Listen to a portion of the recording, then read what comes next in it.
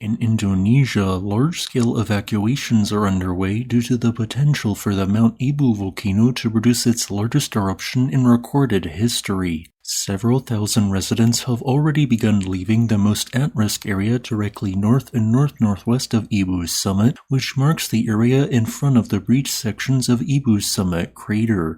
The problem arose on May 16th at 9:58 a.m. when after Ibu's latest explosion, the emission of gases and lava seemingly ceased. Meanwhile, over the next 6 hours, approximately 2,000 volcanotectonic earthquakes struck one after the other, occurring alongside a heightened rate of harmonic tremor which indicated the movement of magma.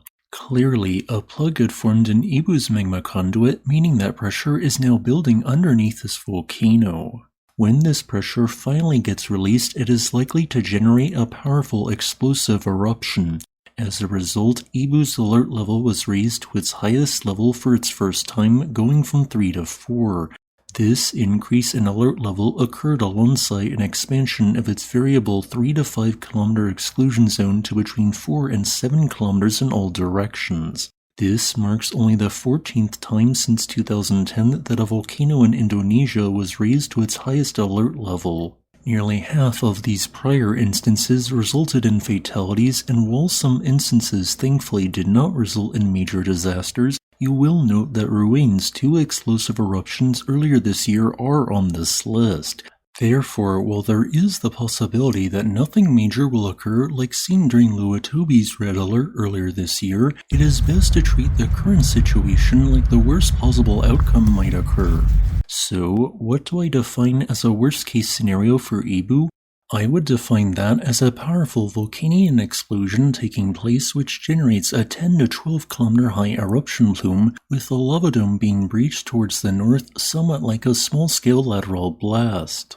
This could generate pyroclastic flows which incinerate areas up to 7 kilometers or 4.35 miles away and launch car-sized blocks of volcanic rock and lava bombs a distance of several kilometers.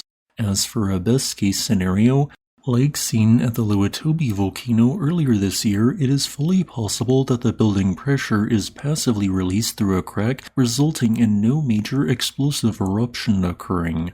Regardless of what does end up happening, please do not approach Mount Ibu with this background footage being taken when Ibu was at a lower alert level earlier this month by Extreme Pursuit, who is a trained professional and who traveled with a local volcanologist. Please do not get as close to Ibu as shown in this footage, as it is far too dangerous to do so.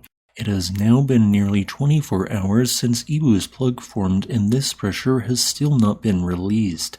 It could be released this minute, an hour from now, or several days from now. We simply do not know when this will occur. Activity at Mount Ibu has been slowly increasing ever since March 28th, as shown by the ever-increasing heights of eruption plumes it produced, with one plume reaching a 6-year high on May 11th. A few days prior to that explosion, the rate of earthquakes at Ibu jumped and its explosions became less frequent but more energetic, likely signaling that a partial blockage had formed at the top of its magma conduit. The activity since is merely an expected transition from a partial to complete temporary blockage. Ibu has recently erupted highly viscous dacite composition lava which is more silica-rich than what was produced during the 1980 eruption of Mount St. Helens. However, Ibu's magma seems to have a lower gas content than the magma underneath Mount St. Helens has, which is why its eruptions are comparatively far less explosive than those seen at Mount St. Helens. So, while I do not expect a Plinian eruption to occur like recently witnessed at Ruane, everyone should be mindful of Ibu's current activity.